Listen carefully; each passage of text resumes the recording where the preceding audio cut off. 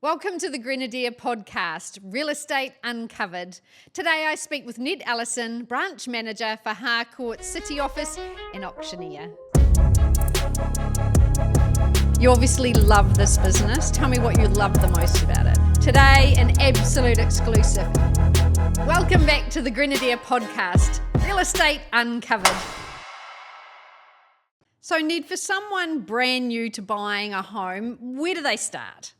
Yeah, it's a good question. I think it's a pretty daunting experience going into that for the very first time. Yes. And I think it's probably getting a bit of an understanding about what you're in for, and it's maybe a little bit more complicated in some ways than people sort of anticipate, particularly probably around the lending side of things. Yes. I think we have assumptions going into buying a home for the first time, what we can spend and you know where our budgets lie. But I think you really need to start by getting a bit of advice around that, talking to a bank, talking to a broker, which they're awesome people to have on your side, and they'll sit down, do the numbers, and give you a really clear idea on sort of where your spending power is and what sort of budget you have. Yes. And from there, I think you can then go out into the marketplace and start doing your research, get a feel for the market, you know, shop around a little bit, get a sense of what price points are at and what's offered in each suburb. And it's then just sort of narrowing down what is important to you in your first home.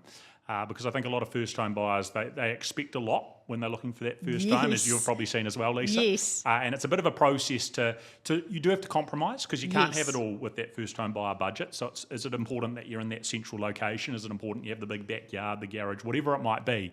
But some things will have to be compromised on. So it's working out what is important, what matters the most to us, because you just simply won't be able to tick every box. Yes, and I sort of say to first-home buyers, have your top three must-haves, and everything else you are going to need to compromise. Yep. And equally, if there's three things you don't like about a home, then you move on. Absolutely. Yeah. And the more flexible you can be around that, you know, the more options you're going to have. If you pin yourself into one particular suburb, you may find it's really hard to find that property that suits your needs and meets your budget. Whereas if you're a bit more broad and open, you just might find you find something that works a whole lot better and finds an extra box or two as ticked as a result. Yeah, absolutely. It's all about flexibility and agility, isn't it? Absolutely.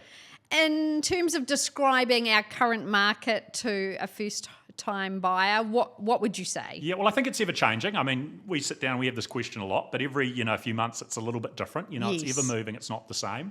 But at the moment, the market's pretty active. I'd say we're doing a lot of deals, a lot of sales. There's probably a wee bit more in the way of property coming onto the market than we've seen for the last few years. Yes. As a first home buyer, great. You know, that means there's a little bit more in the way of options out there. There's possibly a little bit less competition in some parts as well as a result of that. So I think a really good market to be buying in just at the moment, and going through all of 24, I'd say it'll be somewhat of a similar picture. Yes. But no, it's still a good market, but probably just a bit more choice is how I'd describe it.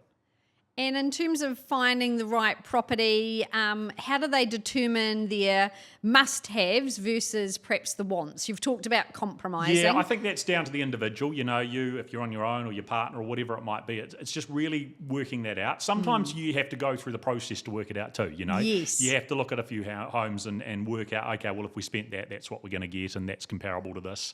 So sometimes that's just part of the journey, but I think it is important to have a bit of an idea and always keep readdressing that and just deciding what's important to you and thinking long term. You know, is this a property we want to retain as a rental, an investment property? Is this something we're here for a couple of years and then we'd look to sell on? You know, because all of that's going to have a little bit of an impact, I think, in terms of what you're buying. Yeah, absolutely. Do you think there's some things that first-home buyers sort of overlook or don't consider in their search? I think first-home buyers are generally quite attracted to what's shiny and sparkly. You know, the newer and flashier it is, the more appealing it seems because it's impressive. Yes. But sometimes that isn't the best property to go for. You know, if you're looking for long-term growth, it often is the bigger land, the freehold site, and it may come with a slightly more dated property that needs a little bit of work. Yes. If you're willing to do that work long-term, you often will be better off as a result of it. So it's maybe talking to people that own property, that have dealt with property a bit, and getting some thoughts around that can be really helpful. In terms of financials, you talked about getting a mortgage broker, which I think's a fantastic idea. They can give you a lot of different banks to deal with. What would some considerations that first home buyers need to think about before getting into the property market? In terms of their spending power, or how much of a loan they can get? I mean, I'm not an expert on the loan side of it, but the brokers, as you say, are excellent to deal with. But the biggest factor is going to be down to your income and whether you're buying a loan, whether you're buying with someone else, whether you're going to be renting out a bedroom for a couple of years to have some assistance there. Yeah. You know, there's ways and means around it, but it comes down to sort of where your earning is and what sort of savings you have. Deposits are probably the biggest part of it. You know, that's the big barrier, I think, getting into the home market is having enough of a deposit. In terms of first home buyers buying in the auction room, which we always love to see each week, what are some common perhaps misconceptions or misunderstanding about auction? Probably the biggest misconception, you'd agree with this, Lisa, is there's a sense out there that maybe first home buyers can't buy at auction. You know, it's too hard, it's too expensive, it's not an environment where property should be selling to first home buyers, which is just not true. The case. We know we sell probably most of our properties to that first home buyer bracket. But it is just, you have to have everything done up front. You have to have that homework done. You have to have your loan ready, your insurance ready. So you have to jump through the hoops before you are in a position to buy the property, unlike a conditional offer where you have to do all that homework after you've got the property secured. And it comes down to that deposit. I think the rules haven't changed where if you have a 20% deposit available, there's no issues. You show up, you bid, you buy, that won't be a problem. But under that, you do need a registered valuation provided for the banks to grant you that approval to give you a loan. So there's a little bit of a cost in terms of doing that before you've actually secured the property. But that's where it's sort of talking to people and a broker to sort of see what your options are. And I think getting alongside a sales consultant and working with someone can really help you, can't it? Yeah, massively. You know, and they can guide you and suggest properties.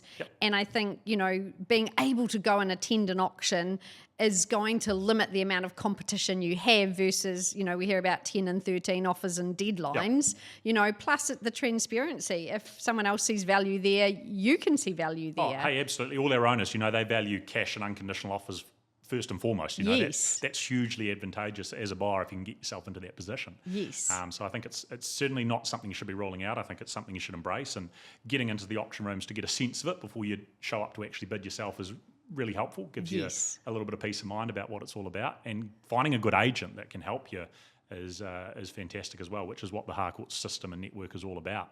I think we do a really good job working with buyers and getting them over the line, but they'll walk you through it all, explain it all, and just help you along the way. Yeah, absolutely. And I think, you know, as auctioneers, we love to meet buyers beforehand and give them a bit of a helping hand and look out for them with their bidding. So absolutely, we love to chat and make them feel comfortable in our auction room. That's the rewarding bit of the job is, you know, seeing that emotion come together when you get a buyer over the line, particularly when it's the first home, and it means just that much more to people. It's like if you're not choosing auction properties, you're eliminating so much of the market. Probably the best quality stock, it's fair to say, goes to auction. So I think you do miss out on a lot and potentially some of the better options out there. But your buying power is just that much stronger when you're in a cash position.